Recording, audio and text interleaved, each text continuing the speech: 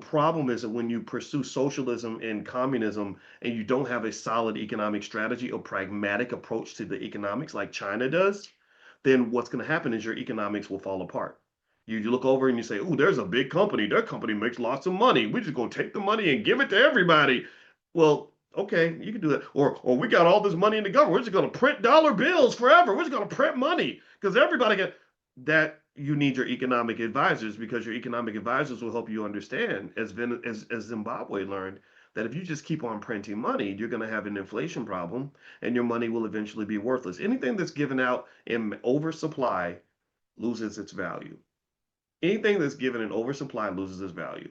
I wish I could explain that to some of the young ladies who listen to Cardi B and think that they should just give their vagina away to every man with $1.50 in a Pepsi. You know, hey, any man that takes on the Red Lobster deserves to get some today. I would say no, no, no. Listen to what Muhammad Ali told his daughter. He said anything that is given freely is not valued. But so things that you want to have the world value, you got to explain to them how valuable it is. You preserve those things, right? So long story short, the United States is bullying Venezuela largely because Venezuela has the economy has just fallen to pieces. There's just the people there are so many people there are miserable, right? It's so they're not gonna get. It's not like they're gonna have the masses of people in the country say, "Yeah, we're gonna stand by this guy," because they're like, "Damn, I can't even eat in this country. Like, man, what's going on?"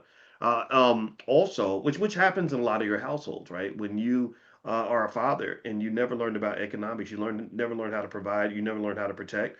Well, eventually, I'm sorry, I hate to tell you this, but again, because I'm a realist, eventually, at some point, it's not uncommon for that woman to say, you know, I love this man, but I got to get to a place where me and my children are going to be safe, right? You know, and this is something no one talks about, no one says it, but I've studied the biology of it.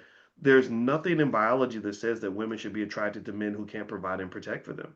It's just now women, sure, there are certain expectations for women as well, but really, when I'm reading the biology is not trying to be politically correct and tell you the way things should be. The biology tells you the way things really are. Like if you go into the woods and you talk to bears and lions and giraffes, the females are attracted to the males they can provide and protect. And when they can't provide and protect, or when they're shown to be weak, they go to the stronger males. That's just the reality, right? So really the same thing might be true for the people of Venezuela. The government has not been able to provide financially for the people.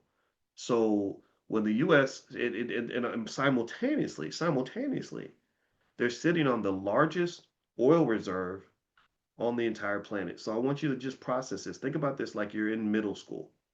Imagine you're in the eighth grade and you got bullies everywhere. You know, you got different kinds of kids. You got the big strong ones, the little weak ones, the nerds of the different cliques, and the big bullies. All they want is they want lunch money. They you know they're let's say that they either have money or they don't have money, but they want more money, and they're looking to see who they can beat up and whose money they can take. So you have some little wimpy little kid, you know, some little nasally some little nasally kid with asthma, right? Who weighs 90 pounds and he has big old glasses on, but he has like $40,000 in his pocket. You know, and he's walking through a dark neighborhood where there's nobody there to protect him, and he's an asshole and he has no friends. Well, guess what? Somebody's gonna beat him up and they're gonna take his money. That's what I'm saying. So Venezuela is a country that is sitting on a lot of wealth and they can't protect that wealth.